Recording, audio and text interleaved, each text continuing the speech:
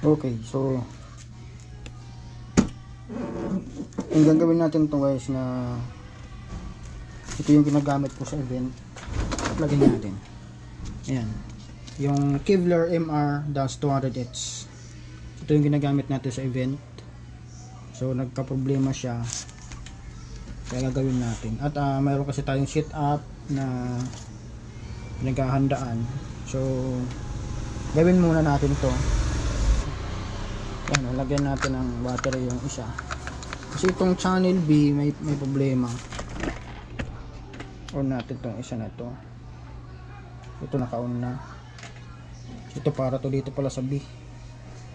So dapat ganito guys. Iwan ko lang kung makita yung display. Hindi yata makita. Dapat yung div na yan, dapat wala pa siyang signal. Try ko mag sound check. Check. Oh, dapat ganyan siya. So yung kabila grounded. So nakaka-detect naman siya ng receiver. On natin. Ayan. Yung kabila, ayan. Ayan siya oh. Na-detect naman. Check.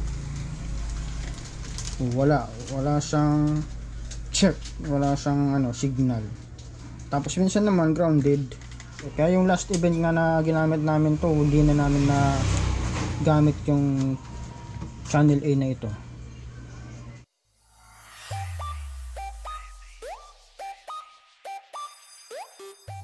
Palit lang tayo ng camera kasi parang hindi klaro yung isa. Try natin tong kabila.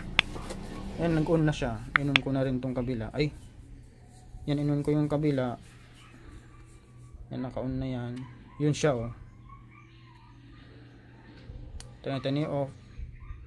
Ayun, mawawala. Pag in-on, yun, nagkakaroon. Tapos pag nag-check ka, check. Yan, mayroon signal label. Check. Yan. Itong isa ang problema. Ayan. So, hindi na siya nadidetect oh. Naka-on na yan oh. Pero wala siyang radio frequency. Check. Kahit mag sound check ka, wala talaga. So yun yung kanyang issue. At ito pa. Natandaan ko pala guys, ni-repair ko na rin pala ito dati. Ito yung ginawa natin dyan oh. Yan. Yung LDO nagka-problema yung LDO niya. So minodify natin ng ganyan, back converter. Yan. So ito naman kabila ang nag-issue nun, itong side na ito. Itong channel B. Yan. So ngayon, ito ang may problema. Dito naman yung supply niya. Dito naman side na to ang para sa channel A. So try natin kung yun din ang sira. Magbo-voltage check muna tayo. So itong LDO na yan or yung back converter na yan, ito yung input, ito yung output. Try muna natin to kung okay pa itong LDO na to. So okay. So try ka natin kung may supply ang ito yung output. So naka-reach lang tayo ng 20 volts. Ay hindi, 200 pala. Ayan, 2.2. Try natin yung input, kung ilan yung input niya. 3.3 yung input. Try natin yung convert natin. 5 volts. Ayan, 5 volts yung kanya input. Ang out, saan na ba yung out? Ito na yung out niya. Yan, 3.3. So yan guys, posibleng may problema sa input nito. Kasi 3.3 ang input, ang out niya 2 point na lang, 2.1. Okay, balik tayo. Kinalas natin guys yung kinalas na natin yung yung LDO dyan. At ang gagawin natin ay Susuplayan na lang natin guys ng galing dito sa ano, kabila. Yung kinonvert natin dati. So magaan naman sa kanya yan na supplyan itong kabila pa. Yan. So diyan na lang tayo kukuha 3.3 volts sa punta dito. Supplyan guys ng memory. Yung 3.3 na to. So ang part number nito pala ay AMS 177P. So 3.3 volts yung kanyang out.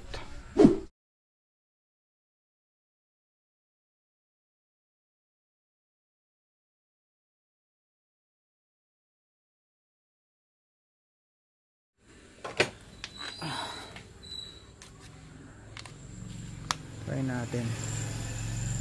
So power on. Ayun, ayan guys, nag-connect na siya. Yan, nag-connect na. Yan. Kaya lang, ayan nga yan pa yung isang issue dyan meron na kagad signal na yung wala pang sound check tayo, meron na siyang signal. Try natin tong isa. Dapat wala muna yan sug natin yung isa.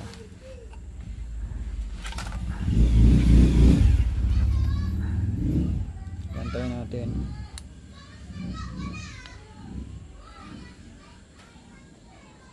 Ayan dapat wala muna siya. Saka sa nagkakaroon pag may sound check tayo. Ayan. Check. Ayan. Kabila, meron na. Ibig sabihin grounded yan or yan na yung nangyari dun sa event na last na sinet upan natin. Ulitin nga natin. Ulitin nga natin. Ayan So pag nitrace natin yung signal na yan, maingay yan. Try nga natin. Gamitan natin ng signal tracer. Yan, nakarito na. So ito na yung in. Papuntang volume to. Papuntang volume. Ito na yung in. Ayan Grabong lakas. Ayan andito nang gagaling sa board pa rin yan. Ayan ito yung out na papuntang kasi yung sa kabila, try natin yung kabila. Saan ba yan? Yung sa gitna natin i-connect. Dapat wala yan ayan, tinayin mo siya, wala siyang lipat na dito sa kabila. Kung nag sound check tayo, saka yan mayroong signal. Yan, naka 100 Hz tayo.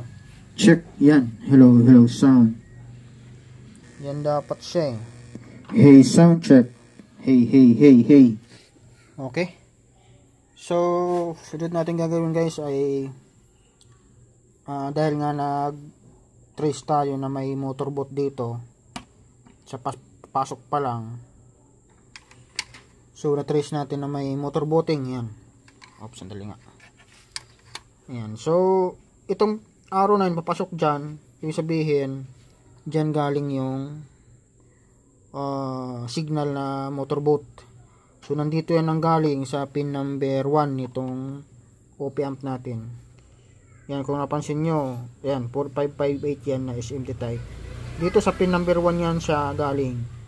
So, dire-diretso sa resistor na yan, pupunta doon. Punta dito sa, na to, pin na yan. Tapos dadaan ng volume, yan, dito yung arrow naman na yan, papasok naman yan dun sa yan yung layout na yan. Punta dun sa butas na yon, dumaan din siya dito. So papasok na doon sa isang op amp na to. So gagawin natin, ihang muna natin ito. Try natin kung mawala yung motorboat na yon. Kung mawala yon, ibig sabihin posibleng ito ang sira. So tatanggalin muna natin to. So kanina nag-check tayo ng voltahe, kinumpir natin din dito. Halos parehas yung supply nila. Okay, so i-trace muna natin guys kung mayroon pa ring motorboat dito. Tinanggalan natin yung IC. Try muna natin i-trace kung mayroon pang motor booting. Yan, naka-ready na yung ating signal tracer. At plug in natin. Pin number 1.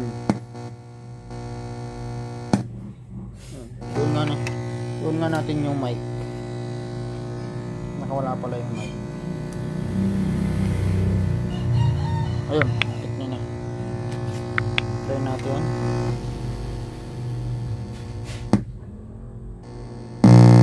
Ayun, mayroon pa rin guys. Oh.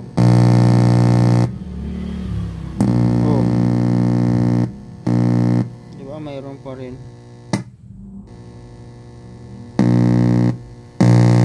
Natural.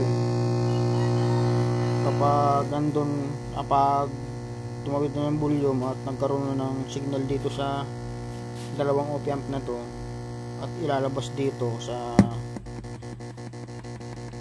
XLR na yan, so ganun din, motorboat pa rin. Yan.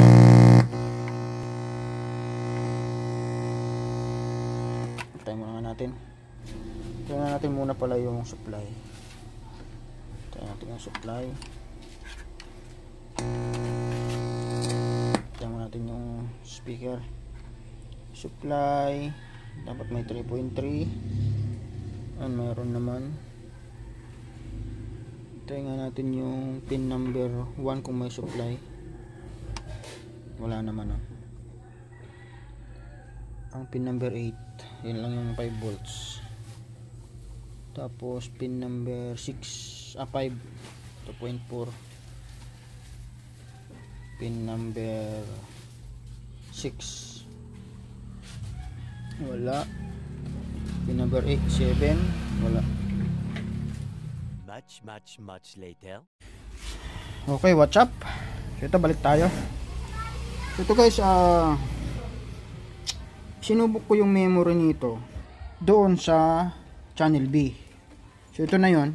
So nandito na naman yung may motorboat signal. So ayan, tingnan natin. Ibig sabihin sa memory ang trouble. So ito na yung 39, no? Ito yung channel 39 natin. Ayan na siya, ayan na siya. Oh. So ganyan din yung natitrace natin na signal noon dati sa kabila. Ayan. So ibig sabihin corrupted yung memory natin ng channel B, ay channel A. Ayan. So ito na yung nagkukunik ko. Ayan, pag pinatay ko, ayan, wala rin siya. So ibig sabihin nasa memory yung trouble. At binalik ko na rin yung ano dito, yung op amp na una natin tinanggal. Ganon din yung AMS 177P. Kinabit muna natin kasi yan, para hindi mawala. At tinanggal muna natin yung supply galing dito sa LDO na yan, sa back converter na yan, punta doon. Sa susunod na lang na kapag nagawa natin ang paraan yung memory na yan, hanapan ko pa ng copier. So wala kasi tayong nasira kasi yung copier ko ng memory. At yung model nito kailangan nating hanapin yung ano niya, yung katugmang software para sa channel A na yan. Patayin muna nga natin. Ayan. So siguro kung sakali man gawa na lang tayo ng part 2 nitong video na to para makumpleto lang yung repair natin dito. So maliwanag na wala sa op amp section yung trouble. Nandun sa software ang problema. Ayan. So sabi ko nga, dahil wala tayong copier o yung copier ng memory at yung software niyan mismo wala rin tayo, pati nga yung memory na yan wala rin tayo, hahanapan ko muna. Temporary yan muna yung gagamitin natin, yung channel B lang muna. Okay, so nabalik ko na guys. Kaya pala siguro corrupted din yung supply dito or mahina yung supply na papuntang memory dahil corrupted yung memory or sira yung memory mismo. Saan na ba yun? So ito na yun siya. Diyan muna natin i-tip yan para di mawala. Kaya siguro nasira yung 117 natin, yung regulator natin at 3.3. dahil nga baka sira talaga yung memory niya. Ayan. Kaya nag-try tayo dito mag-troubleshoot sa mga op-amp niya kasi nga dyan nga na dito nga nang gagaling yung motorboat. Dito mismo nang gagaling yung motorboat. Kaya nag-focus tayo dito. Ayun pala, corrupted pala yung memory. Ayan. So, subukan nga natin ulit. Power on. So, pinalik ko na guys yung binalik ko na yung memory dito. Dapat gagana na yung channel B. Tingnan natin kung gagana na siya. Hindi yata to. Try natin to. Oh, ayan, gumana na yung channel B. Ayan. Check. Ayan, mayroon na siyang signal. Okay, so see you sa susunod na video at sana mahanapan natin ng software to. Okay?